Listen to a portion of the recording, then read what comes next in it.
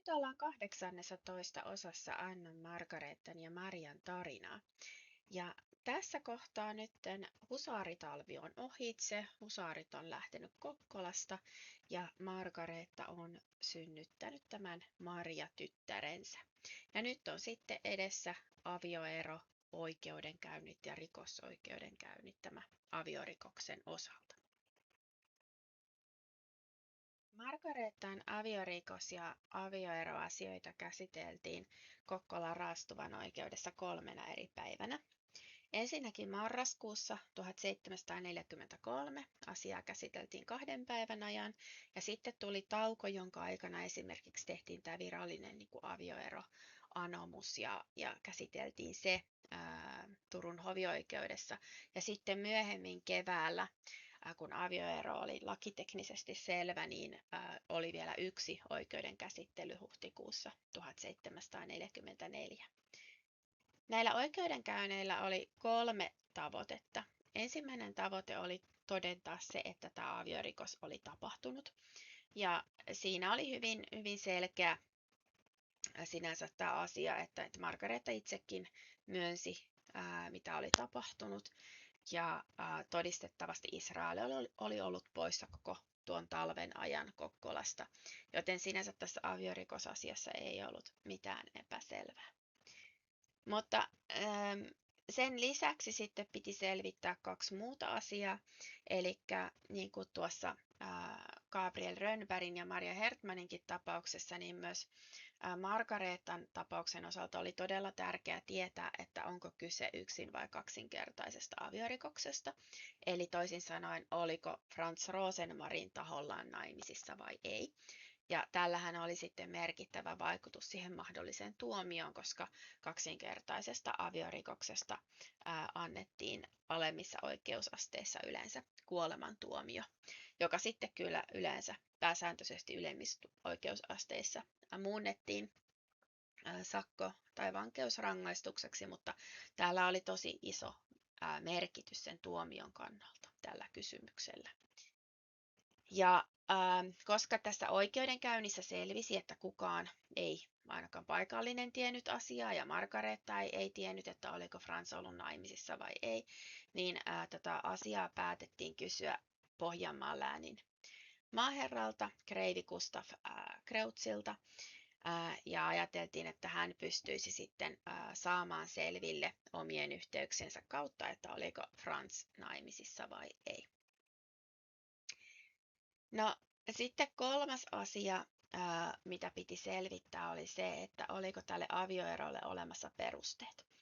Eli 1700-luvulla ei riittänyt se, että oli todennetusti tapahtunut aviorikos, vaan sen lisäksi piti todistaa, että tämä pariskunta ei pystynyt sovintoon.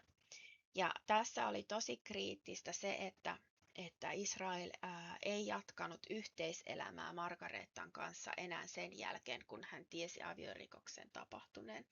Eli tästä syystä siinä edellisessä osassa, kun mä kerroin, miten Israel oli toiminut, että kun hän tuli sieltä Lohtajalta kotiin, niin hän oli kuullut tällaista huhua, että Margareta oli ollut yhdessä tämän husaarin kanssa, mutta koska Margaretan naapurit kaikki sanoivat, että näin ei ole tapahtunut, ja hän ei itse havainnut siinä aluksi ainakaan, että Margareta olisi raskaana, niin sen takia Israel päätti jäädä asumaan kotiin ja jatkaa yhteiselämää Margaretan kanssa. Mutta hän halusi korostaa, että heti kun hän huomasi, että Margareta oli raskaana, hän välittömästi muutti pois kotoa sinne hänen laivansa kapteeni Petter Belanderin luokse. Eli tällä tavalla hän halusi osoittaa sen, että hän ei ole jatkanut yhteiselämää Margaretan kanssa sen jälkeen, kun hän on tullut tietoiseksi tästä aviorikoksesta. Jos Israel olisi jäänyt sinne kotiin asumaan, niin oikeus olisi voinut katsoa niin, että Israel on kykenevä sovintoon Margaretan kanssa ja avioeroa ei siten myönnetä. Ja tämä oli tosi tärkeää siihen aikaan, koska avioero oli ehdottomasti se viimeinen asia, mihin suostuttiin. Ja vaikka niin kuin yhteiselämän mahdollisuudet olisi ollut niin kuin muuten rajoittuneet tällaisessa tilanteessa, niin sitä ei otettu huomioon. Niitä mielipiteitä ja omia toiveita ei otettu huomioon enää, vaan tärkeää oli se, että siihen sovintoon ei ehdottomasti pystynyt pääsemään, ja se osoitettiin sillä tavalla, että ei eletty yhdessä. No, koska tämän pariskunnan ei sitten oletettu pääsevän sovintoon, niin Israel ohjattiin hakemaan avioeroa Turun hovioikeudelta, eli Kokkolan raastovan oikeus ei voinut myöntää avioeroa, vaan avioeron myönsi aina Turun hovioikeus. Ja Turun hovioikeus sitten lähetti tämän päätöskirjeen 21. tammikuuta 1744. Ja sitten tosiaan muutama kuukautta myöhemmin, huhtikuussa, oli tämä viimeinen oikeudenkäynti, jossa sitten todetaan vielä niin kuin lasten huoltajuusasioita ja omaisuuteen liittyviä asioita. Ja annetaan Margareetalle sitten tämä tuomio tästä aviorikoksestakin. Ja tässä tapauksessa kävi sitten niin, että tämä maaherra Gustav Kreutz ei ilmeisesti missään vaiheessa Kokkolan raastuvalle vastannut mitään, tai sitten hän ei ollut saanut selville Franzista yhtään mitään, mutta joka tapauksessa Franzin tilanteeseen ei tullut selkeyttä, että oliko hän naimisissa vai ei. Joten siitä syystä, koska tässä oli epävarmuus, niin Margareetta tuomittiin sen lievemmän olettaman mukaan, eli siten, että Franz ei ole naimisissa ja rikos olisi sitten yksinkertainen aviorikos. Ja tämän pohjalta Margareetta sai saman tuomion kuin mitä Gabriel Rönnbergkin aikanaan sai, eli 80 hopeataalerin sakon ja 2 hopeataalerin kirkkosakon. Ja tämä kirkolle maksettu sakko on merkitty maksetuksi kirkon tilikirjaan 12. päivä toukokuuta. Eli vähän alle kuukausi tuon oikeudenkäynnin jälkeen. Sen lisäksi Margareetta tuomittiin seisomaan kirkon häpeäpenkillä 3 sunnuntaina. Ja tuossa vieressä on Lemin kirkon häpeäpenkki Etelä-Karjalan museosta. Se oli aikanaan mustaksi maalattu. Siinä oikeudenkäynnin pöytäkirjassa nimenomaan sanotaan seisoa häpeäpenkillä, mutta mä oon myös nähnyt ja niin kuin muista lähteistä lukenut, että siinä istuttiin, joten tämä nyt jää vähän epäselväksi, että millä tavalla siinä oli sitten tarkoitus Margareetan olla, mutta joka tapauksessa hänen piti sitten 3 sunnuntaina siellä sitten olla koko seurakunnan nähtävänä ja paheksuttavana. No, Margareetalla ei tietenkään ollut 80 hopeataalerin omaisuutta, mistä maksaa näitä sakkoja, joten sen takia oikeus sitten pohti eri vaihtoehtoja. Ja se, mitä myös mietittiin, oli se, että Margareetta olisi saanut vankeusrangaistuksen. Ja vankeusrangaistus tuohon aikaan oli tällainen vesileipärangaistus, eli tietty määrä päiviä, maksimissaan kuukausi, tämä tuomittu henkilö istui sitten kaupungin tyrmässä ja nautti sitten pelkästään vettä ja leipää tämän tuomion ajan.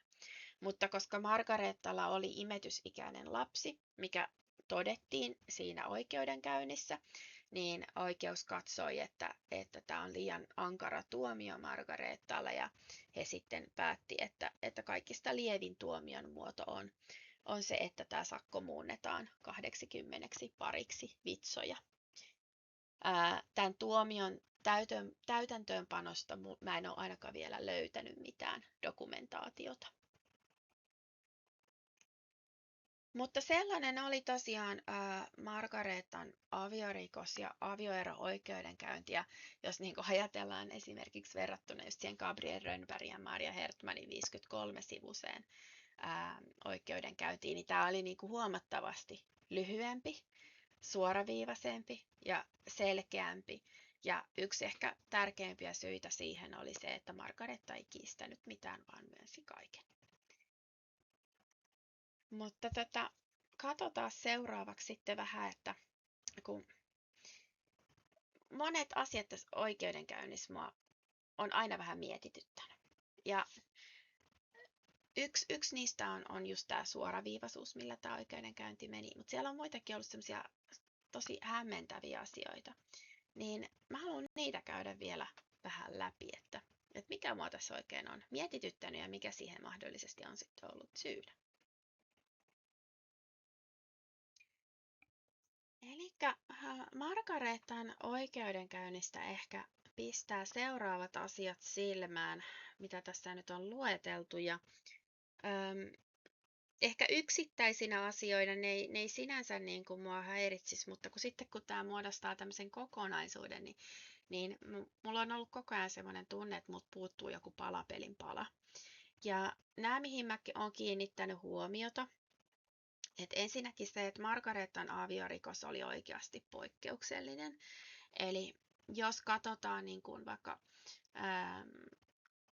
tuolla alueella tuon husaaritalven aikana niitä naisia, jotka synnytti lapsia husaareille, niin he oli joko piikoja, eli naimattomia piikoja, tai sitten he oli leskiä.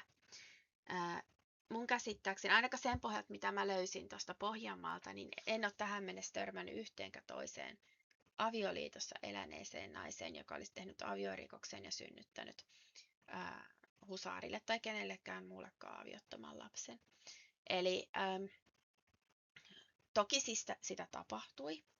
Ja totta kai, jos nainen eli avioliitossa, niin oli huomattavasti vaikeampaa todistaa, että kenen lapsi se sitten nyt oli, joka syntyi. Eli sen aviorikoksen todistaminen oli paljon vaikeampaa, jos nainen oli avioliitossa.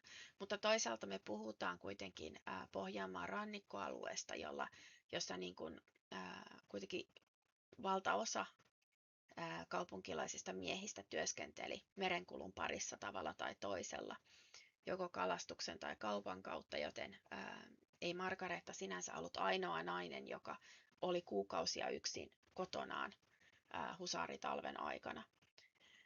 Eli jos ajatellaan ihan niin kuin sitä niin kuin tilastollisesti, niin, ja ei pelkästään tätä husaaritalvea, vaan ihan yleisestikin ottaen, niin valtaosa aviottomista lapsista syntyi nuorille piioille, joilla monesti oli jo sulhanen katsottuna valmiiksi.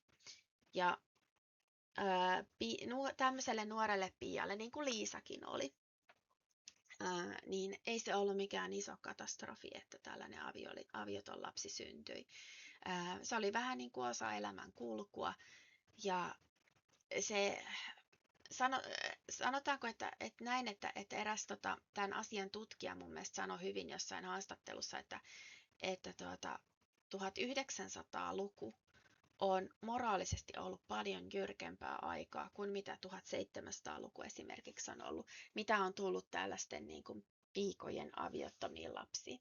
Jos piika synnytti aviottoman lapsen, niin sitten hän jatkoi töitään, kun oli siihen kykenevä ja lapsi kulki siinä rinnalla ja asia oli sillä selvä. Ja sitten sen sulhasen kanssa joko mentiin naimisiin tai jatkettiin elämää erillään. Että se oli paljon niin kuin ehkä modernimpaa se piikojen elämä kuin mitä nykypäivänä ajatellaan, koska me monesti nähdään asiat semmoisen niin kuin 1800-luvulla nouseen moraalikäsityksen kautta. Joten tosiaan nämä piiat oli yksi iso ryhmä, joka synnytti aviottomia lapsia. Sitten toinen ryhmä oli lesket. Ja heillä just niin kuin esimerkiksi tässä Liisankin tapauksessa, kun tämä toinen nainen sitten, joka tällä husaarilla oli, niin hän oli leski. Eli heillä on sitten monesti voinut olla se avioliittolupauskin siinä ajatuksena.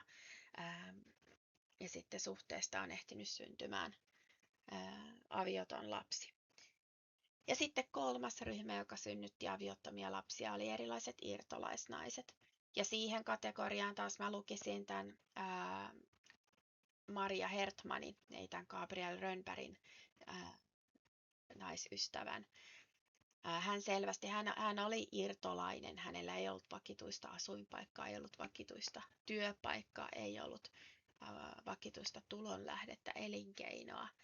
Ja hänen puolisonsa oli jättänyt hänet, joten hän oli täysin irrallaan niistä elämän kiintopisteistä, mitä tuon ajan ihmisillä oli.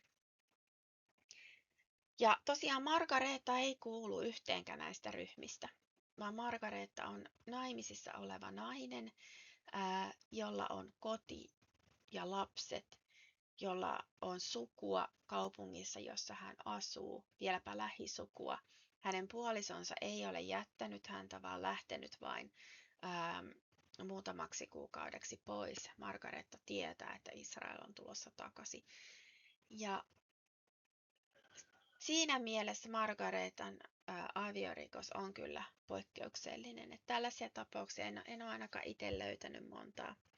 Ihan siis, jos kun on katsonut 1700-lukuakin niin kuin yleisellä tasolla ja näitä Pohjanmaan rannikkoseudun kaupunkeja, niin ei sieltä kyllä tuommoisia tapauksia löydy.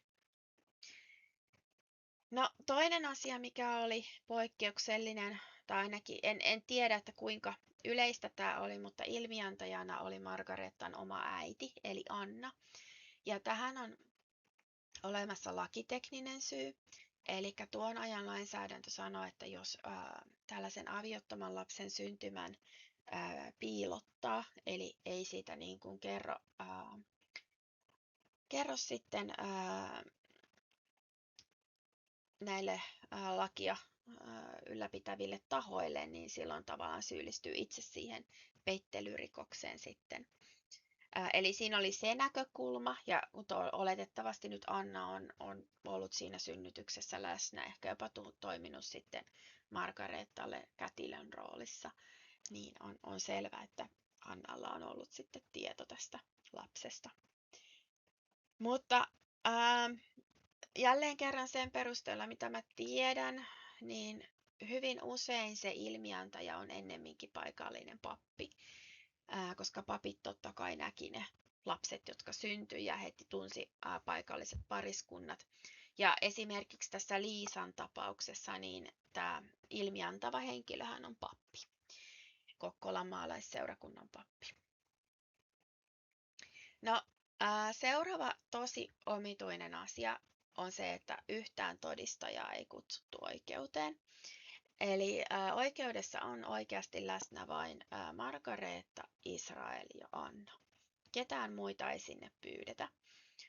Täältä naapurin Sneckendalilta, jonka luona Frans oli asunut, niin häneltä oli ilmeisesti kysytty tämän oikeudenkäynnin ulkopuolella, että tiesikö hän jotain. Ja hän oli vastannut kieltävästi, että hän ei tiedä mitään tästä Fransin ja Margaretan suhteesta. Et Frans oli majoittunut hänen luonaan ja se oli ainoa tieto, mitä hänellä oli. Ja nämä naapurit siinä 13 korttelissa, jotka on asunut koko ajan vieressä Margaretan kanssa, ja jos ajatellaan tuon ajan pikkukaupunkia, niin kaikki tiesi toistensa asiat, mutta ketään näistä naapureista ei pyydetty todistajaksi. Ja se syy siihen on oikeastaan se varmaan, että Margareta myöntää kaiken. Hän ei kiellä mitään, hän jopa antaa lisää tietoja, että hän on aloittanut tämän suhteen jo ennen kuin, tai aloittanut jo niin kuin, sen jälkeen, kun Israel on lähtenyt sinne Tukholmaan, että ei ollut mikään yksittäinen tapaus, vaan tämä oli pitkäaikainen suhde ja hän sai tätä ruokaa ja rahaa Fransilta. Eli hän tuo sinne semmoisia tietoja, joita vain Margareta itse on voinut kertoa sinne oikeudelle. Että hän tavallaan niin kuin lisää sitä oikeuden tietomäärää, eikä kiellä mitään. Ja tästä syystä mitään todistajia ei tarvita. Ja se voi olla tietoinenkin päätös myös siltä kannalta, että mitä vähemmän siellä on todistajia, sitä lyhyemmän aikaa se oikeudenkäynti kestää ja sitä vähemmän ihmiset puhuu siitä. Eli tästä on voinut olla tällainenkin näkökulma, että Anna ja Margareta, ehkä Israel on yhdessä ajatellut, että hoidetaan tämä homma mahdollisimman matalalla profiililla. No sitten vielä yksi asia, joka on ollut tässä niin kuin aika erikoinen, on se, että Margareta ei vetoa mihinkään lieventävän seikkaan. Jos ajatellaan Maria Hertmania, niin hänellä oli heti valmiina tarina tällaisesta venäläisestä joukosta, joka oli hyökännyt hänen kimppuunsa.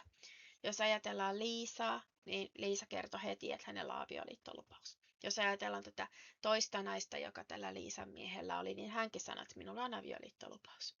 Eli näillä naisilla on aina joku tällainen heidän asemaansa helpottava väite annettavana. Eli ei he ollut niin kuin, tällaisissa oikeustapauksissa, ei he yleensä niin kuin istunut siellä tyytyväisenä, että joo, mä tein tämän kaiken, mä oon syyllinen tähän, vaan he yritti puolustautua. Vaikka esimerkiksi just tämän Maria Hertmanin osaltahan todettiin, että ei se ole niin kuin aikataulullisesti mitenkään mahdollista, koska venäläiset joukot oli jo poistunut. Mutta silti he yritti puolustaa itseään. Ja Margareta ei tee mitään tällaista.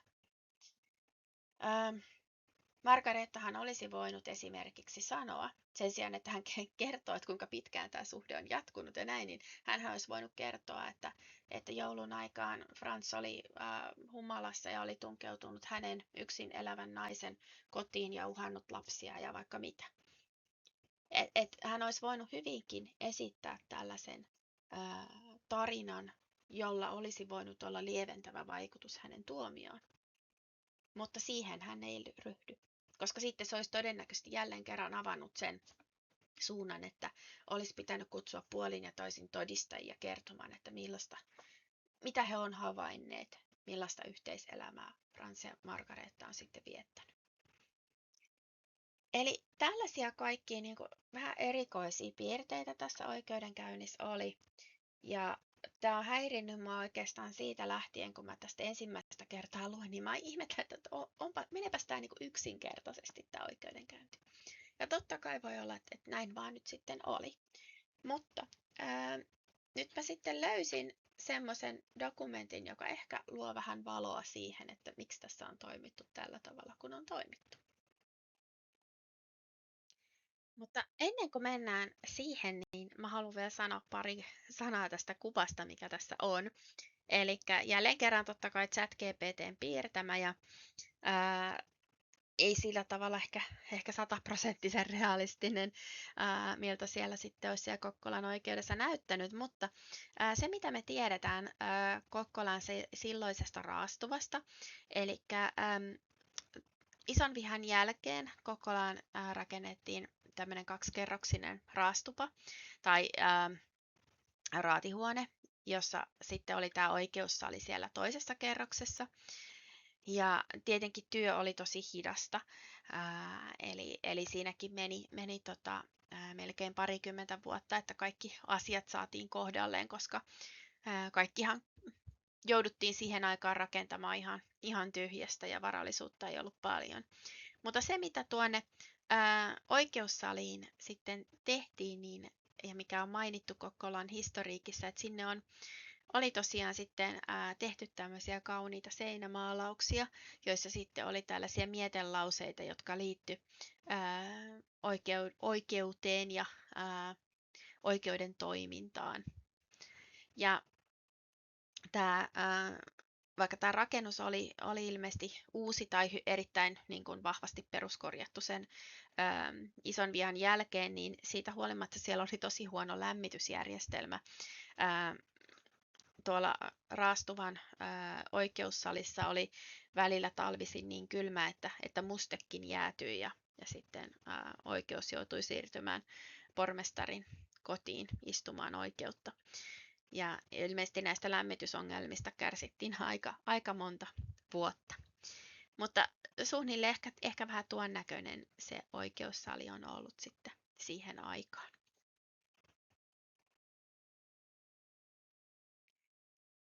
Vuonna 1756, eli noin 12 vuotta sen jälkeen, kun tämä Margaretan oikeudenkäynti tämän avioeron ja aviorikoksen osalta pidettiin, niin Kokkolassa käytiin oikeutta tämmöisessä riitatapauksessa.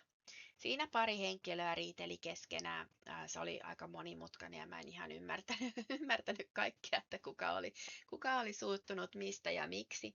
koska se ei varsinaisesti liity meidän sukuun, niin en sitä lähtenyt tarkemmin kaivamaan. Mutta asia on kuitenkin niin, että Margareetta oli todistajana, silminnäkijänä jollekin näistä riitatapauksista.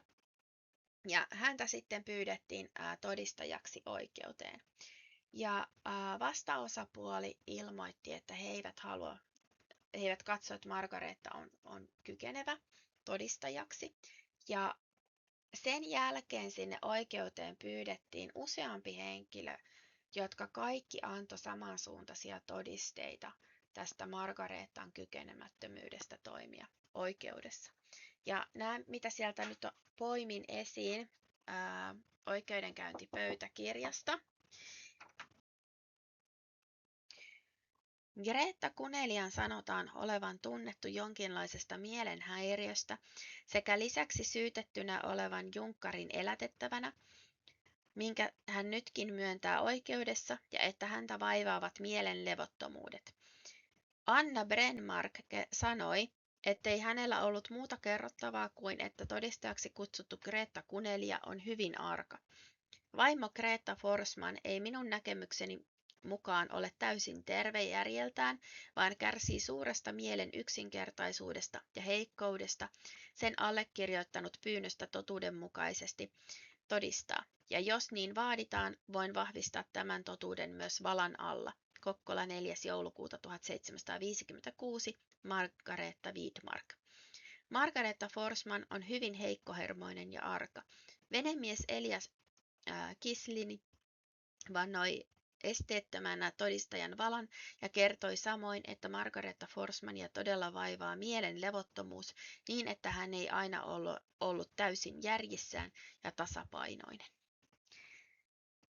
Ja, elikkä tällaisia mielipiteitä meidän Margareettasta esitettiin. Ja Margareettahan tuossa itsekin asian myöntää, että häntä vaivaavat mielen levottomuudet. Ensinnäkin pitää sanoa, että tässä vaihtuu nämä nimet, aina välillä puhutaan Greta Kuneliasta, välillä Margareetta Forsmanista. Samasta henkilöstä on kuitenkin kyse.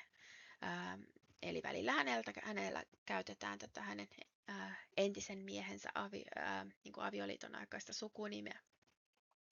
Mutta tosiaan se mielenkiintoinen asia tässä on, että Margareetta oli selvästi yleisesti tunnettu siitä, että hän oli epätasapainoinen, heikkohermoinen, arka ja levoton mieleltään. Ja nyt ehkä se mun ensimmäinen kysymys tässä on tietenkin se, että jos näin asiat oli 1756, niin oliko ne myös näin husaaritalven aikana, vai onko tämä mielenterveyden taantuminen tapahtunut sitten sen jälkeisenä aikana.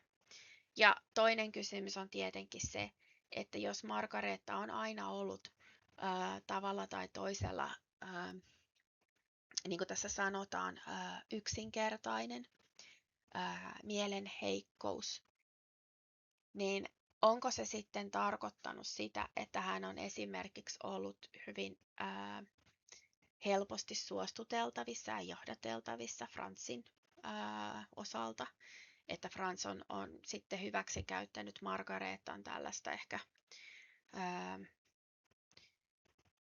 kyvyttömyyttä ajatella suoraviivaisesti, loogisesti tai Margareetan kykyä niin kuin arvioida sitä hänen omaa tilannettaan, että onko tässä tapahtunut jotain tällaista, vai onko käynyt niin, että sitten jos Margareetta on kärsinyt tällaista suuresta mielen levottomuudesta, niin kuin tässä puhutaan, eli ehkä suurista ailahteluista, niin onko ehkä ollutkin niin, että hän on niin kuin ihastunut, rakastunut, hullaantunut Franziin. Vähän samalla tavalla kuin nykypäivänä saattaa joku, joka ihastuu tällaiseen saalistajaan netissä, joka haluaa vaan rahat, niin jos Margareetta on samalla tavalla kokenut tällaisia suuria tunteita ja hän ei ole sitten enää pystynyt järkevästi siinä ajattelemaan.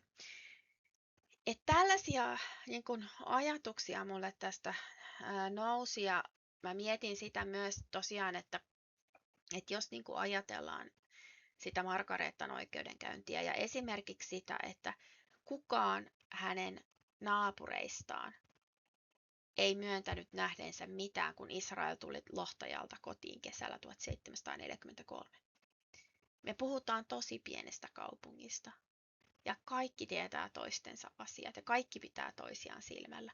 Ja silti Margaretan naapurit ei ole nähnyt sitä, että Frans on rampannut siellä koko talven ajan ja vienyt ruokaa ja rahaa ja kaikkea. Niin kukaan ei ole nähnyt yhtään mitään. Kukaan ei suostu kertoa siitä Israelille. Ja toisaalta sitten taas tämä Petter Snekkendahl, jonka luona Israel asui, jonka luona Frans asui, niin koko talven ajan, 9 kuukauden ajan hän majoittaa tätä Frans Rosenmarinia. Ja Frans käy vähän väliä Margaretan luona. Ja Petter Snekkendahl asuu 2 tontin päässä Annan tontista. On asunut isosta vihasta lähtien. Hän on tuntenut Margaretan pikkutytöstä lähtien. Ja hän ei tiedä yhtään mitään, mitä on tapahtunut. Niin aivan kuin Margarettaa suojeltaisiin. Tämä niinku tulee mulle tästä automaattisesti mieleen. Ja voi olla, että mä nyt luen ihan liian paljon. Eihän me niinku oikeasti tiedetä. Nämä on yksittäisiä sanoja, yksittäisiä asioita, jotka tulee kahden ja melkein 300 vuoden takaa. Niin eihän me nyt tietenkään tiedetä faktana. Mutta näistä pienistä tiedonmuruista, mitä tässä on, niin jää semmoinen niinku epäilys, että olikohan Margaretalla sitten ihan kaikki niin kuin, kunnossa mielenterveyden osalta. Ja mahdollistiko se sitten sen, että Fransin oli niin helppo suostutella hänet tällaiseen suhteeseen, joka muuten olisi ollut täysin poissuljettu ehkä toisenlaisessa ympäristössä ja tilanteessa. Pitää myös muistaa, että Margareta, niiden tietojen pohjalta mitä mulla on, Margareta ei tee elämänsä aikana mitään muuta rikosta. Hän ei edes ole oikeudessa minkään riidan takia. Hän elää täysin kunniallista elämää ja rauhallista elämää. Hän ei synnytä muita aviottomia lapsia. Häntä ei koskaan syytetä mistään. Niin siinäkin mielessä on hyvin erikoista, että hän teki tällaisen aviorikoksen. Ottaen huomioon myöskin sen, että siinä aikana kuitenkin se moraalikäsitys on ollut hyvin tiukka ja niin kuin aviorikosten osalta.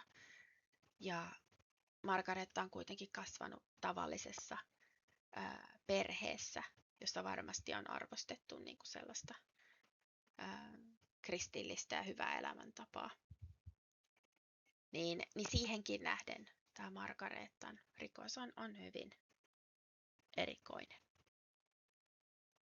Et ehkä tämä selittää vähän, mitä tästä Margaretasta sitten kerrotaan, että miksi näin tapahtui.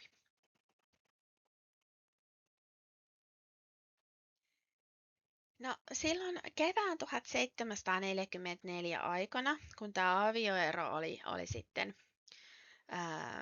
annettu Israelille ja Margaretalle, niin piti tehdä myös pesänjako. Ja ennen tätä pesänjakoa niin tehtiin tällainen vähän niin kuin perunkirjan kaltainen selvitys Margaretan ja Israelin omaisuudesta, ja se itse asiassa löytyy Kokkolan perunkirjojen joukosta. Mutta on tosiaan siis tehty sitä varten, että tämä avioeron näkökulmasta sitten saada omaisuus jaettua. Ja sitten tässä huhtikuun 1744 oikeudenkäynnissä yhtenä aiheena oli juuri tämä talouspuoli tässä avioerossa. Silloin huhtikuussa tuon oikeudenkäynnin lopputuloksena näiden Margaretan ja Israelin yhteisten tytärten huoltajuus annettiin Israelille. Eli heillähän oli tämä Anna Elisabeth, joka oli iältään tuolloin noin 6-vuotias, ja sitten oli tämä Margareta-niminen tytär, joka oli tuommoinen ehkä 4-vuotias siihen aikaan, oikein tästä laskin. Niin heidän huoltajuutensa tosiaan myönnettiin Israelille. Ja tämä johtuu siitä, ei pelkästään siitä, että Israel oli heidän isänsä, niin kuin monesti kanssa nykyaikana jotenkin ajatellaan, että entisaikaan aina huoltajuus meni automaattisesti isälle.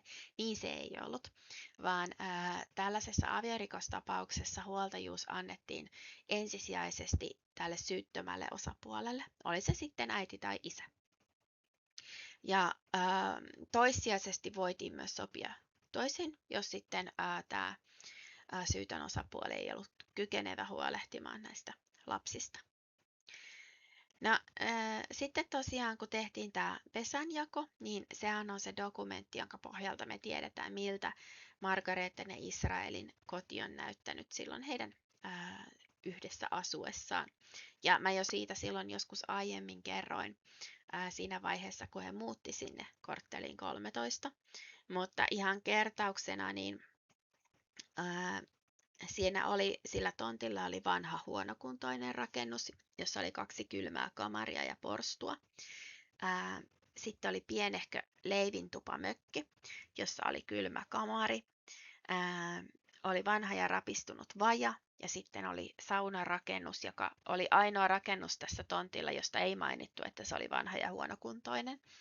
Ja siinäkin oli muistaakseni jonkinlainen ehkä kamari tai vastaava.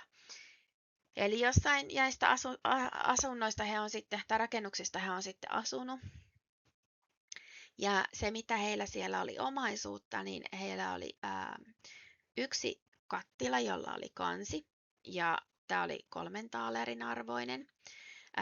Sitten oli 2 pärettelinettä, 1 vanha rautainen kynttilänjalka, 1 vanha ja pieni jokin, jossa ei ollut lukkoa, joten varmaan se oli joku rasia, mutta siitä pesän selvityksestä puuttuu se tieto, että mikä esine tämä oli. 1 vanha ämpäri ja 1 leivinlapio löytyi heiltä. No sitten huonekalujen puolelta heillä oli 1 omilla jaloillaan seisova sänky, eli sillä tarkoitettiin sitä, että se sänky ei ollut kiinteästi rakennettuna niin kuin vaikka seinään kiinni. Ja sen arvo oli 4 taaleria, ja se oli heidän kaikista arvokkain esine tuon. Ja sitten toisiksi arvokkain esine oli tuo kattila, jossa oli kansi. Sitten heillä oli 1 pienempi lastensänky, 1 vanha pitkä pöytä, jossa oli jalat, ja 1 pienempi pöytä, jossa oli myös jalat, 2 vanhaa tuolia, 1 vanha sohva ja 2 arkkua. Ja näissä arkuissahan säilytettiin sitten vaatetavarat, liinavaatteet ja muut tämmöiset pienesineet, mitä heillä on voinut olla. Ja toinen näistä arkuista on hyvinkin voinut olla se Israelin merimiesarkku. Ja tästä listasta selvästi puuttuu monia kodin asioita, joita heillä varmasti on ollut, niin kuin nämä liinavaatteet, heidän omat vaatteensa ja niin kuin ruokailuvälineet. Mutta siihen on voinut olla joku syy, että esimerkiksi ne on ollut niin vähäarvoisia, että niitä ei ole haluttu sit ottaa tähän listaan esiin, tai sitten niistä on tehty jo jonkinlainen jakopäätös tämän niin kuin pesänjaon ulkopuolella.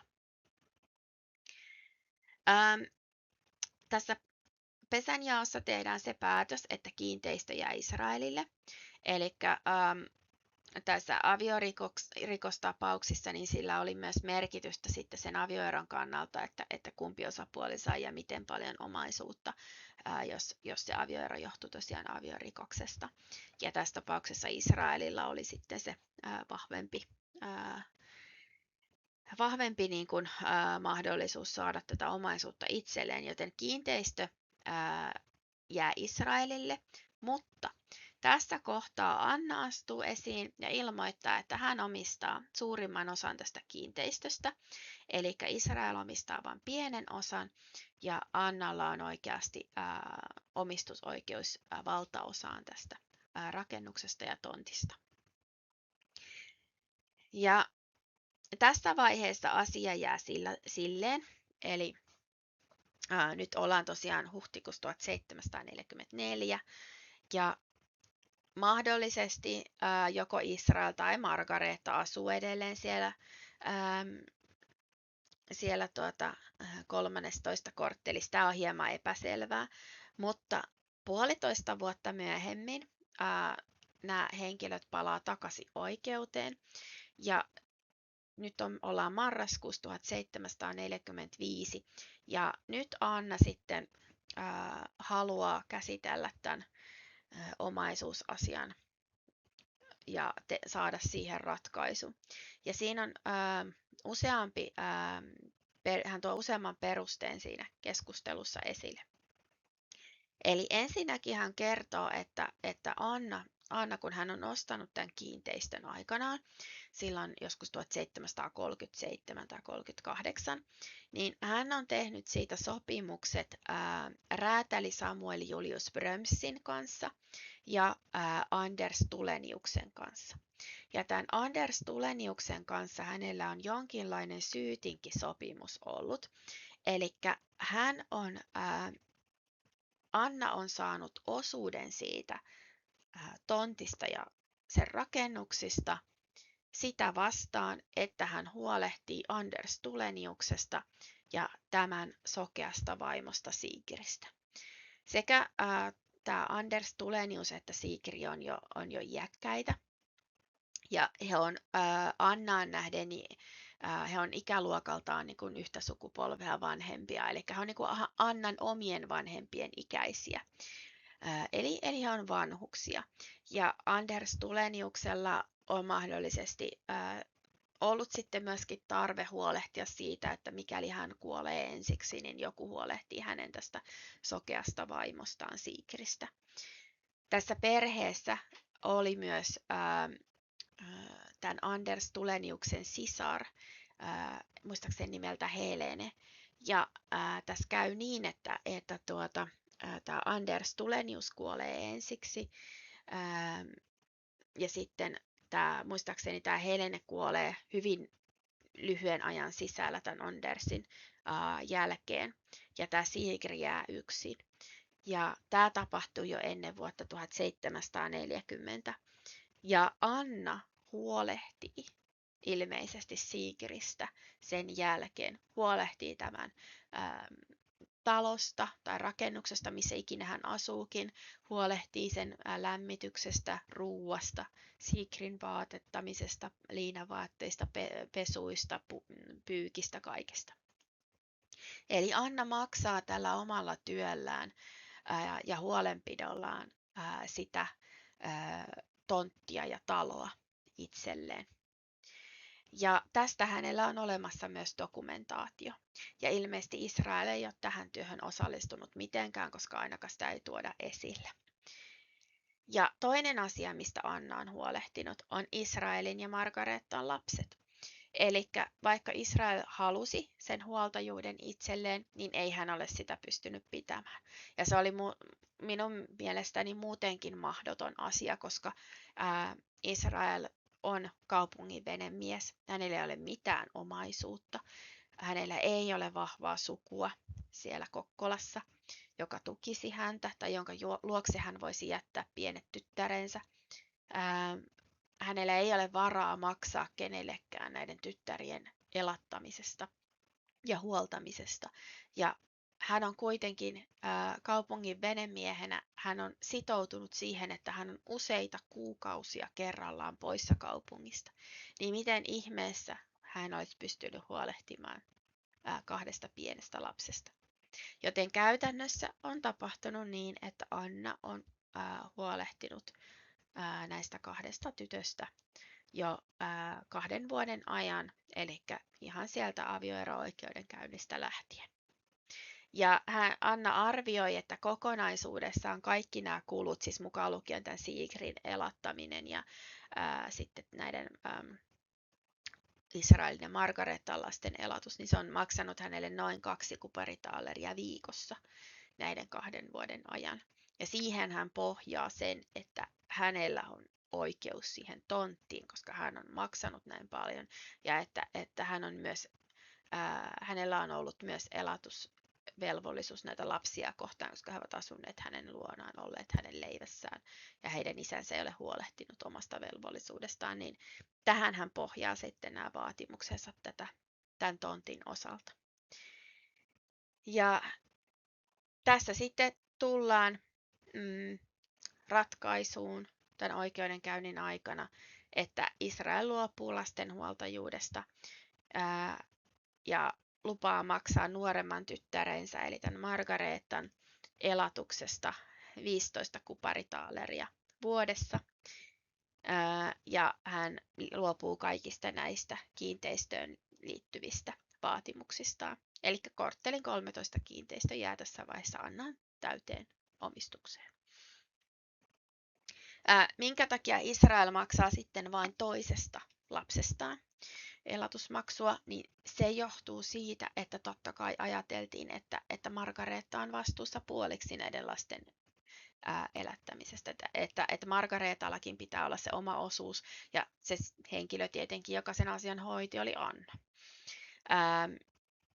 Joten tämän takia myös Anna itse sanoi, että hän vaatii vähintäänkin yhden lapsen osalta tätä elatusmaksua. Ja tämä 15 kuparitaaleria, mitä sitten tälle lapselle on tähän merkitty täksi rahaksi, niin se on semmoinen summa, että se tosiaan vastaa sitä Pian vuosipalkkaa ja siis rahallista vuosipalkkaa. Piikahan totta kai sai sitten elatuksen siihen isäntäperheeltään. Sillä sai hyvinkin ostettua 2-3 tynnyriä viljaa, joka hyvin riitti tämmöisen lapsen ruokkimiseen. Ja sillä on myös sitten ehkä saanut vähän jotain vaatetavaroita hankittua. Mutta ei se kauhean iso summa ollut missään tapauksessa.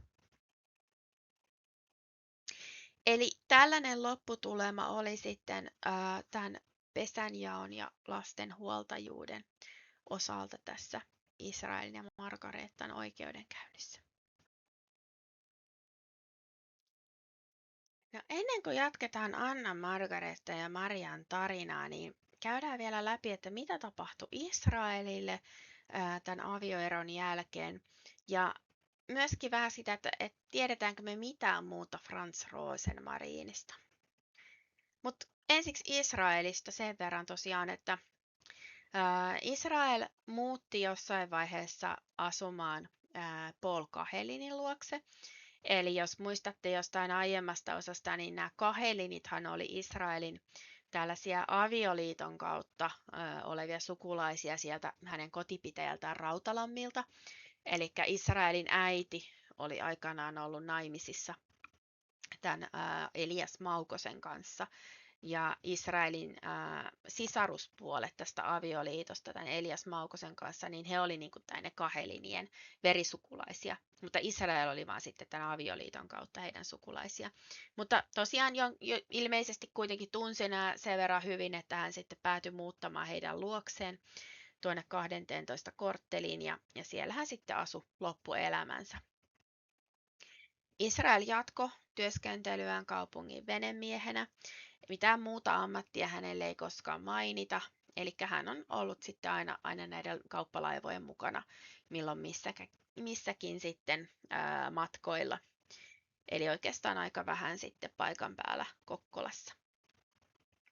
Israel tuomitaan 2 juopumuksesta, ja tämä ensimmäinen tapaus on keväältä 1746, eli muutamaa kuukautta sen jälkeen, kun oli tämä oikeudenkäynti, jossa sitten tämä talo, korttelin 13 taloa luovutettiin Annalle ja nämä lasten huoltajuudet luovutettiin myös sitten Annalle ja Margaretalle.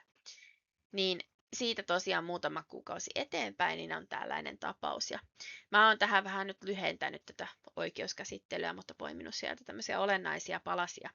Eli tämän kuun 9. päivänä kaupunginviskaali Juhan Vallius on pyytänyt, että venemies Israel Kunelius kutsuttaisiin paikalle ja laillisesti rangaistaisiin, koska hän oli viime pääsiäisen 3. päivän iltana porvari Juhan Limatiuksen luona juopuneena. Erik Backenda ei pitänyt Kuneliusta niin juopuneena, että tämä ei olisi voinut kävellä, mutta huomasi hänen olleen jonkin vaikutuksen alainen, tietämättä johtuiko se paloviinasta vai oluesta. Hän sanoi voivansa todistaa tämän siksi, että hän oli tuntenut Kuneliusta ennestään ja pystyi havaitsemaan tämän tilan puheesta. Paul Kahelin kertoi, että pääsiäisen 3. päivän iltana, noin kello 6 aikaan, hän oli kohdannut Kuneliuksen kadulla. Tällöin Kunelius oli jonkin verran päihtynyt, mutta ei täysin juopunut. Kuneliukselta kysyttiin, mistä hän oli ostanut paloviinaa. Hän vastasi, että hänellä oli ollut hieman, mutta ettei hän ollut ostanut sitä mistään, vaan oli antanut polttaa 1 kapan viljaa paloviinaksi yhdessä emäntänsä kanssa. Koska Israel Kunelius on edellä mainittujen todistajien lausuntojen perusteella todettu syylliseksi siihen, että hän on ollut juopuneena, tuomitaan hänet ensimmäisestä kerrasta kuninkaallisen majesteetin armollisen juoppoutta ja juomista koskevan asetuksen mukaisesti maksamaan 5 hopeataaleria sakkoja ja 5 hopeataaleria kaupungin köyhille kirkon tilikirjaan merkittäväksi. Ja jos hän ei sakkoa maksa, rangaistaan häntä 1 sunnuntain ajan jalkapuussa. Eli Israel on ollut juopuneena sekä täällä Limatiuksen talossa että myös julkisesti kaupungin kadulla, mikä oli paheksuttavampaa, koska kaupungin kadulla piti käyttäytyä asiallisesti eikä aiheuttaa häiriötä. Ja sen lisäksi tämä on tapahtunut pääsiäisen aikaan. Ja tämä oli erityisen paha asia, koska pyhäpäivät piti niin kuin rauhoittaa sille samalla tavalla kuin esimerkiksi joulurauhassa sanotaan, että pyhäpäivänä ei saa mitään paheksuttavaa tehdä, niin sama koski myös kaikkia muitakin pyhäpäiviä tuohon aikaan. Niin tätä pidettiin erityisen paheksuttavana juuri siitä syystä, että hän oli tällä tavalla tätä pääsiäisen pyhää sitten rikkonut. Ja tuossa mainitaan, että hän on polttanut 1 kapan viljaa paloviinaksi yhdessä emäntänsä kanssa, niin tällä emännällä tässä viitataan nyt siihen talon emäntään, jossa Israel on asunut, ei siihen, että Israelilla itsellään olisi ollut puolisoa. Hän ei koskaan avioitunut enää tämän avioeron jälkeen. Ja Israelilla ei ollut todellakaan varaa maksaa tällaisia sakkoja, vaan hän sitten on päätynyt istumaan sinne jalkapuuhun 1 sunnuntaiksi. No mutta tämä ei sitten jäänyt Israelin ainoaksi juopumistapaukseksi, vaikka tuossa tosiaan sanotaan, että tämä on ensimmäinen, eli aiemmin Israel ei ole ainakaan ollut niin pahasti humalassa, että siitä olisi pitänyt rangaistuksia antaa, mutta tosiaan Israel sitten vuotta myöhemmin päätyi jo toiseen kertaan tästä juopumuksesta sitten oikeuden eteen. Ja tämä tapaus oli huomattavasti lyhyempi, eli tällainen. Kaupungin viskaali Juhan Vallius esitti oikeudelle, että hän oli havainnut Israel Kuneliuksen olevan juomasta niin rasittunut, että tämä tuskin pystyi seisomaan, minkä vuoksi hän pyysi rangaistusta tälle. Israel Kunelius astui esiin ja oli silmin nähden havaittavissa, että hän oli juopunut, minkä useat läsnä olleet porvarit myös vahvistavat todeksi. Koska oikeus lisäksi tunsi Israel Kuneliuksen varattomuuden hänen omista väitteistään huolimatta, tuomittiin hänet kuninkaallisen majesteetin armollisen juoppoutta ja juomista koskevan asetuksen mukaisesti toisesta kerrasta tehdystä juopumuksesta 2 sunnuntaiksi jalkapuuhun. Eli nyt Israel on keskellä päivää niin humalassa Kokkolan kaduilla toikkaroimassa, että kun hänet viedään suoraan sieltä raastupaan, niin kaikki paikalla olevatkin näkee ja todistaa, että se on ihan juovuksissa. Ja tästä hänelle sitten hyvin nopeasti langetetaan tämä rangaistus. Ja aika hauska yksityiskohta tosiaan on se, että oikeus toteaa, että he tuntevat Kuneliuksen varattomuuden. Eli Israelin tiedettiin olevan rahaton henkilö, hänellä ei ollut varallisuutta, ja Israel kuitenkin on väittänyt ilmeisesti vastaan siellä, että kyllä on. Mutta joka tapauksessa oikeus on tuominut hänet 2 sunnuntaiksi sitten istumaan jalkapuuhun tästä toisesta juopumuksesta. No, tämän jälkeen Israel elää vielä noin vuoden ajan. 15. päivä huhtikuuta 1784 Israel käy vielä Kokkolassa ehtoollisella. Sen jälkeen ainoa merkintä hänestä on Kokkolan rippikirjassa oleva tieto, että hän on kuollut ja kuolinvuodeksi on annettu 1748. Mitään tietoa, missä hän on kuollut tai miten hän on kuollut tai minä päivänä hän tarkalleen ottaen on kuollut, niin sitä tietoa ei ole. Mä en ole löytänyt mitään Israelin hautausta vastaavaa tietoa, jota voisi niin kuin edes kaukaa ajatella, että tämä voisi olla nyt Israel, niin mä en ole löytänyt mitään sellaista tietoa mistään Suomen saatavilla olevista kirkonkirjoista. Mä oon jonkin verran yrittänyt myös kaivaa Tukholman kirkonkirjoja sillä ajatuksella, että jos Israel, kun hän nyt kulki kauppalaivojen mukana, niin, ja hän ei nyt ilmeisesti kuollut kuitenkaan Kokkolassa, koska muuten hän olisi siellä Kokkolan haudattujen kirjassa, niin jos me lähdetään siitä olettamuksesta, että hän on kuollut Kokkolan ulkopuolella, niin se Tukholma voisi olla hyvin mahdollinen paikka. Mutta ainakaan vielä tähän päivään mennessä mä en ole löytänyt tietoa, joka pystyisi sitten yhdistämään Israeliin. Israel ei ollut erityisen iäkäs kuollessaan, hän oli vasta 39-vuotias, eli todennäköisemmin hän on menehtynyt joko onnettomuuteen tai johonkin kulkutautiin, mutta totta kai on voinut olla mahdollista, että hänellä on ollut joku sitten pidemmälle edennyt sairaus. Israelilta ei löydy myöskään perunkirjaa, mikä sinänsä ei ole ihmeellinen asia, koska hän oli, kuten tuossakin mainitaan, niin hän oli varaton. Ei ollut mitään, mitä jakaa tyttärille sitten kuoleman jälkeen. Kaiken kaikkiaan mä sanoisin, että Israelin elämä meni aika onnettomasti. En tiedä, että olisiko hän ollut onnellisempi, jos hän olisi jatkanut avioliittoa Margarettan kanssa. Mä vähän epäilen, että sekään ei olisi ollut erityisen onnellinen reitti, mutta Israelin kohdalla kaikki sellaiset asiat, mitkä niinku tuohon aikaan altisti ihmisen semmoiselle niinku epäonnelle ja huonolle elämälle, niin ne tapahtui Israelin kohdalla. Hänellä ei ollut kunnollista sukulaisten muodostamaa turvaverkostoa Kokkolassa. Hän oli kaukana omasta kodistaan. Hänellä ei ollut rahaa. Hänellä oli työ, josta palkkaa ei tullut juurikaan. Hänellä oli taipumus ilmeisesti käyttää rahansa alkoholiin. Ja hän menetti perheensä. Hän menetti oman talonsa. Ja meillä on taloton, rahaton mies, niin ei hän uutta puolisoa pysty löytämään, ei ainakaan Kokkolasta. Niin Israel tavallaan menetti sen pohjan elämältään. Ja se ehkä johti sitten siihen, että hänen loppunsa oli näin onneton ja hän eli näin lyhyen aikaa kuin eli. Se oli ehkä se syy. Että jotenkin mulle jäi semmoinen tunne, että vaikka Israel oli siinä avioero-oikeudenkäynnissä totta kai se syytön puoli, niin Margarettalle kävi ehkä loppujen lopuksi kuitenkin paremmin kaiken kaikkiaan. No mitä sitten me voitaisiin vielä Franz Rosenmarinista sanoa, mitä ei tuossa aiemmin ole tullut jo ilmi? Ei kauhean paljon. Ensinnäkin siis Franziahan ei löydy mistään sukututkimustietolähteistä, eikä mistään muustakaan tietolähteestä, josta hänet voisi niin kuin aukottomasti yhdistää sitten nimenomaan tähän henkilöön, joka oli Pohjanmaalla tuolloin husaaritalven aikana. Eli on tosi mahdollista, että Franzin sukunimi Rosenmarin oli sotilassukunimi, eli samalla tavalla kuin Suomessakin,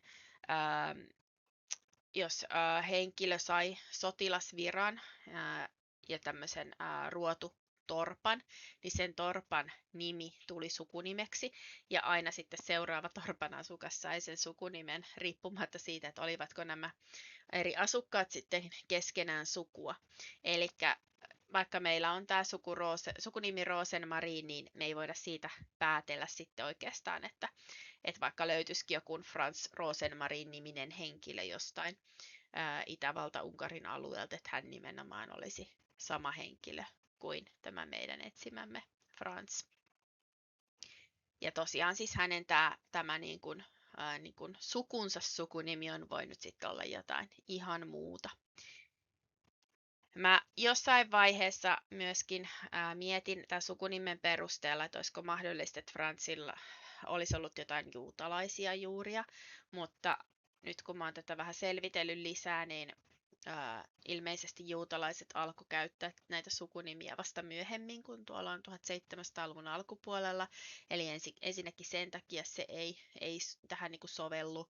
Ja sitten toinen asia, totta kai, mitä mä jo niin kuin aiemminkin pohdin, että että ei juutalaisia kyllä taidettu näihin husaarirykmentteihin tuolloin ottaa mukaan.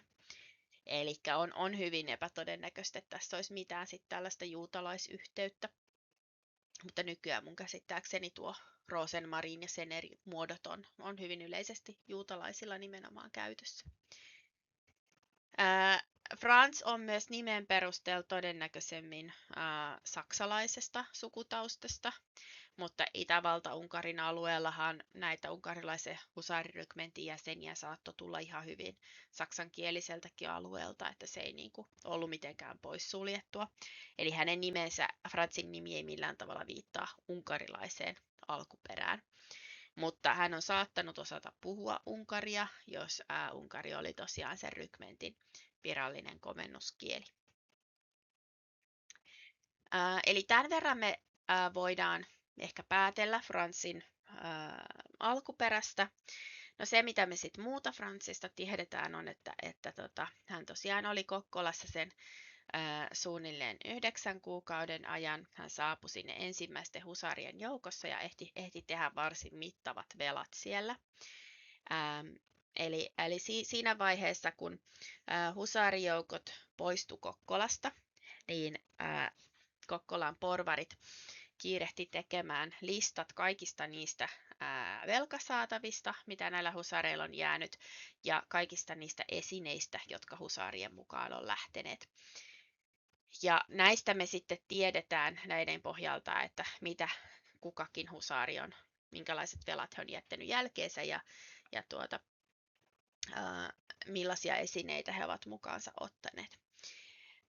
Se täytyy huomauttaa tässä kohtaa, että isoon vihaan nähden, niin pikkuviha oli siinäkin mielessä erilainen, että tällaisia niin kuin ihmisryöstöjä ei silloin tapahtunut. Eli pikkuvihan aikaan näille poistuville miehitysjoukoille annettiin hyvin selkeä käsky siitä, että yhtään lasta tai naista ei saanut ottaa mukaan. Ja se vieti jopa niin pitkälle, että sitten kun jotkut yksittäiset henkilöt vapaaehtoisesti lähti näiden husaarien matkaan, niin heitä sitten kuuluteltiin ja käskettiin palaamaan takaisin kotiseudulleen.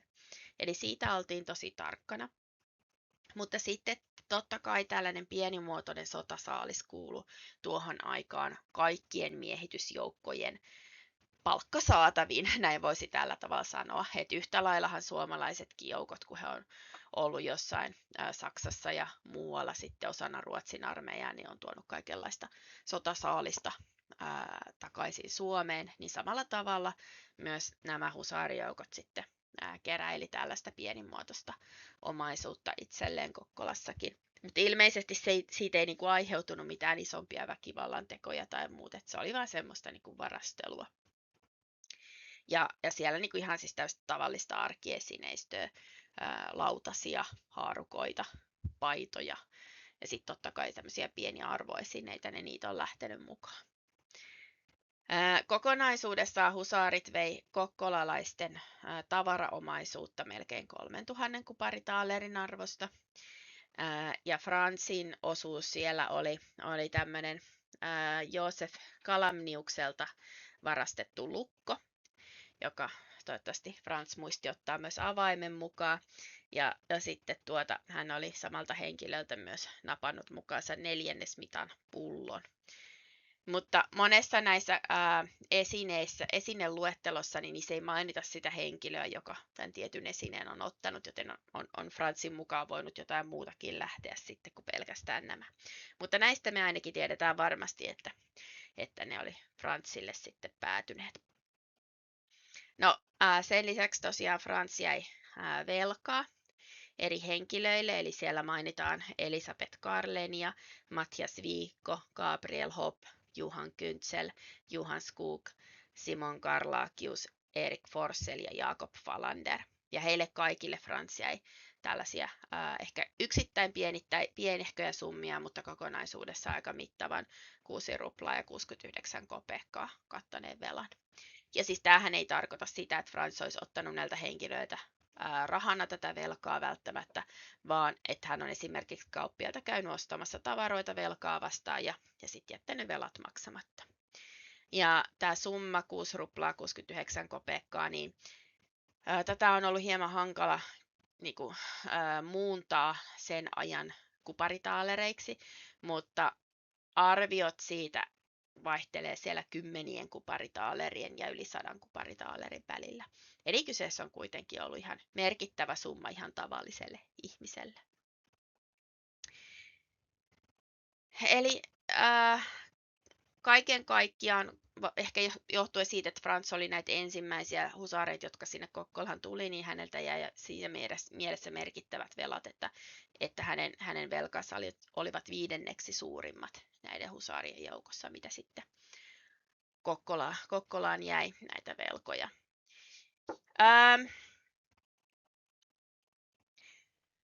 Mä oon aina miettinyt tämän Fransin osalta, että kuinka vähän jostain ihmisestä saattaa jäädä tietoja. Että voi olla, että tosiaan Fransista ei enää löydy mitään kastetietoja. Voi olla, että hän ei ole missään sukututkimustietokannoissa.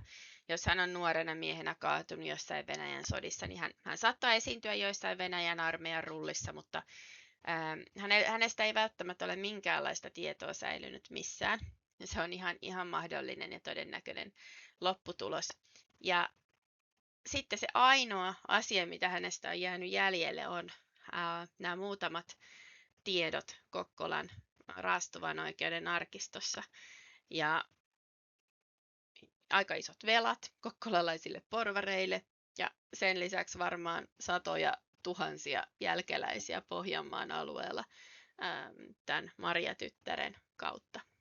Ja koska Franshan joutui lähtemään Kokkolasta silloin kesän 1743 aikana ennen Marian syntymää, niin eihän hän ole tiennyt, että hänellä on syntynyt tytär. Hän ei ole tiennyt koskaan, että tyttären nimi on ollut Maria. Eikä hän välttämättä ole edes tiennyt, että Margareta on ollut raskaana. Margareta on voinut piilottaa tämän asian Fransilta, samaten kuin hän piilotti sen Israelilta. Että voi olla, että Frans ei myöskään koskaan edes tiennyt, että häneltä sitten oli lapsi jäämässä Kokkolaan. Mutta sellainen perintö Fransilta sitten jäi ja mekin ollaan osa sitä ketjua. No nyt ollaan tämän tarinan viimeisellä slaidilla ja tällä kertaa mulle kävi jälleen kerran sillä tavalla, että kun mä viimeksi sanoin, että tämä on kaikki mitä mä Liisasta nyt tiedän, niin no eiköhän se sitten se Liisa taas kerran pompsahtanut esille sieltä. Ja tällä kertaa tapahtui niin, että mä olin kaivamassa Israelin mahdollista kuolintietoa sieltä Tukholman arkistoista. Ja no, ensinnäkin siis täytyy sanoa, että jos verrataan Kokkolaa ja Tukholmaa, ja minkä takia tätä Kokkolaa on niin ihana käsitellä, kun se on niin pieni. Kokkolassa oli ehkä 1000 asukasta tuohon aikaan ja 1 seurakunta. Tukholmassa oli 60-70 000 asukasta ja ainakin 5, 6, 7 seurakuntaa. Ja jos sä haluat löytää jonkun yksittäisen henkilön kuolintiedon tai muuta, niin sä joudut jokaisen seurakunnan käymään kaikki käsinkirjoitetut dokumentit läpi siltä ajanjaksolta, jolloin sä oletat, että se henkilö on vaikka kuollut. No mä ajattelin, että kun me tiedetään suunnilleen Israelin kuolin aika, että voisi vielä niin kuin vähän penkasta, että löytyisikö se sieltä Tukholman arkistoista. Ja sitten samalla mä huomasin, että siellä Katariinan seurakunnan arkistoissa oli sellainen kirja aviottomana syntyneistä lapsista.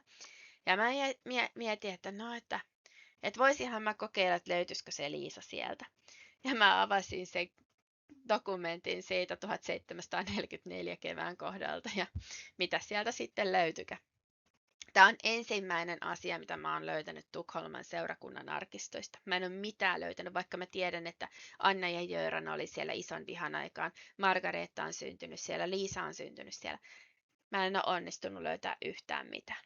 Mutta tällä kertaa oli tosiaan hyvä tuuri mukana ja sieltäpä sitten löytyi Liisan lapsi. Eli tällainen kastetieto siellä on. Tässä puhutaan aika paljon, mutta tässä ei kerrota esimerkiksi, että keitä kummit oli tai että milloin tämä lapsi on syntynyt, mutta hänet on kastettu 9. päivä huhtikuuta 1744, joten todennäköisesti hän on syntynyt päivää pari aikaisemmin.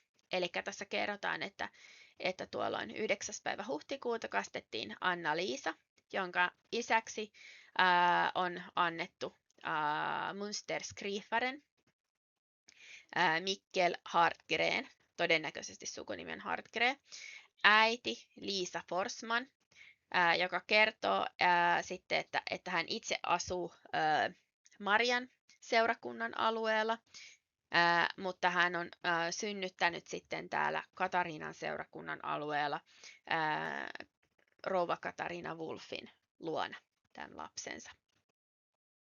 No, tästä nyt ensinnäkin siis pitää sanoa, että kun mä mietin siinä edellisessä osassa, että kun mulla ei ollut tätä Liisan lapsen nimeä, että heittäisinkö mä siihen tämmöisen ihan niin kuin hatusta, että jos mun pitäisi lyödä vetoa, niin mä löysin vetoa sen puolesta, että Liisan lapsen nimi on Anna.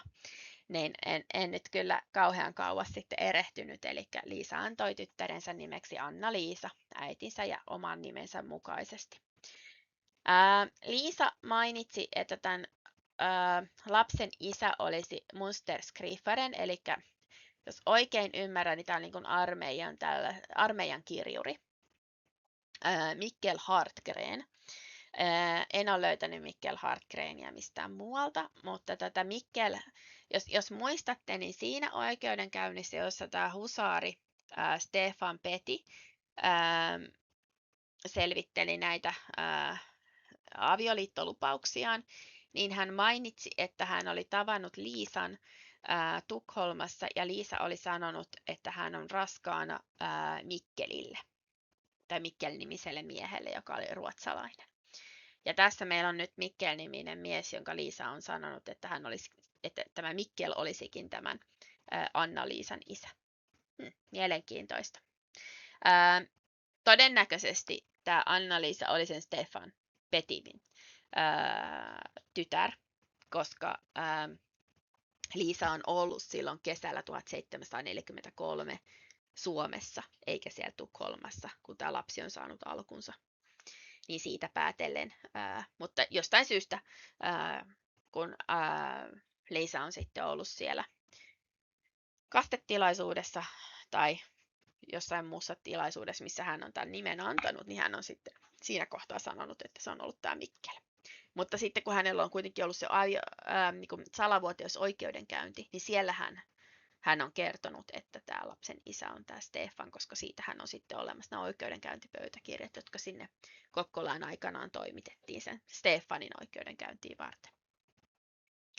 No joo, mutta kuitenkin näin Liisa sitten kertoi.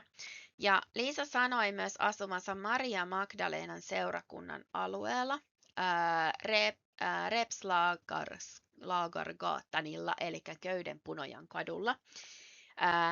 Mutta synnyttäneensä Svartenskrendillä rouva Katariina Wulffin luona. Ja jos katsotaan tuon aikaista Tukholman karttaa, niin tämä on tosiaan Södermalmin alueelta, ja tuossa näkyy Marian seurakunnan kirkko, ja tuossa näkyy tuo Katariinan seurakunnan kirkko. Ja jos haluaa niin kuin miettiä, että miten tämä niin kuin modernissa Tukholmassa, missä kohtaa tämä suunnilleen on, niin Kamlastaan on tässä niin kuin ihan tässä niin kuin yläpuolella, ja tämä ranta tässä on se ranta, mistä esimerkiksi Viking Linen laivat lähtee nykyään. Ja täällä on sitten tämä Repslagaregatan, eli Köydenpunojan katu, jolla Liisa asui.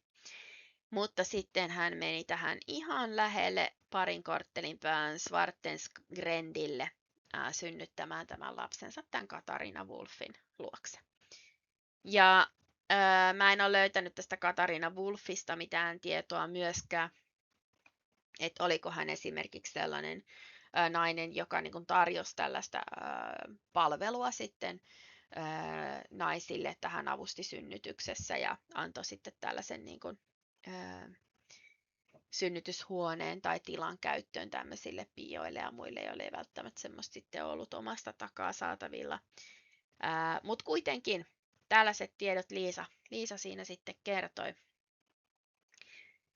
Ja sitten se, mitä sieltä vielä löytyi kirkonkirjasta, oli se, että tämä Anna-Liisa tosiaan kuoli hyvin pienenä, 2 kuukauden ikäisenä, ja hänet haudattiin 6. päivä kesäkuuta 1744. Eli tässä on 133. hautaus sinä vuonna, 6. päivä, ja tuossa lukee epäselvästi juni, eli kesäkuu.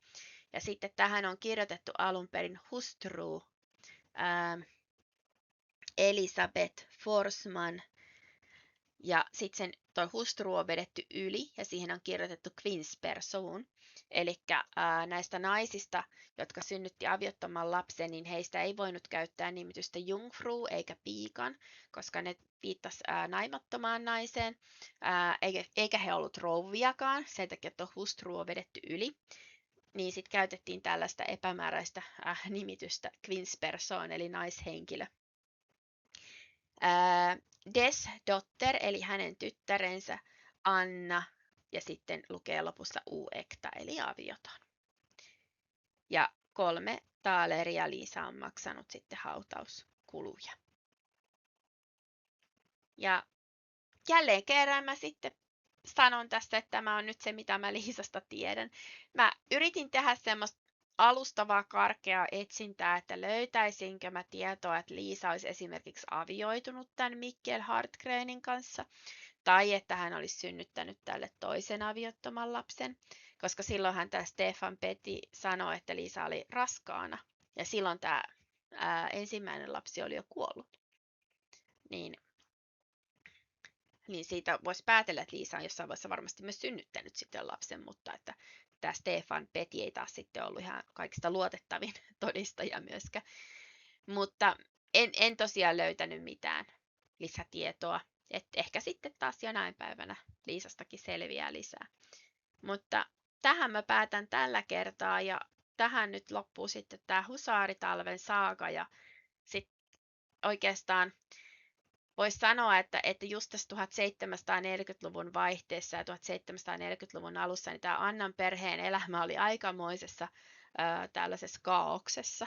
Ja jokainen näistä perheen vanhimmista naisista, eli Anna, Margarete ja Liisa, teki aika huonoja valintoja miesten suhteen. Ja siitä sitten seurasi kaikkia näitä oikeudenkäyntejä ja muita haasteita elämässä. Mutta nyt me ollaan käyty ne läpi, ja nyt ehkä siirrytään semmoiseen rauhallisempaan ajanjaksoon ja lähdetään katsoa sitten niitä vuosia, kun Maria sitten kasvoi tuolla Kokkolassa kohti aikuisuutta.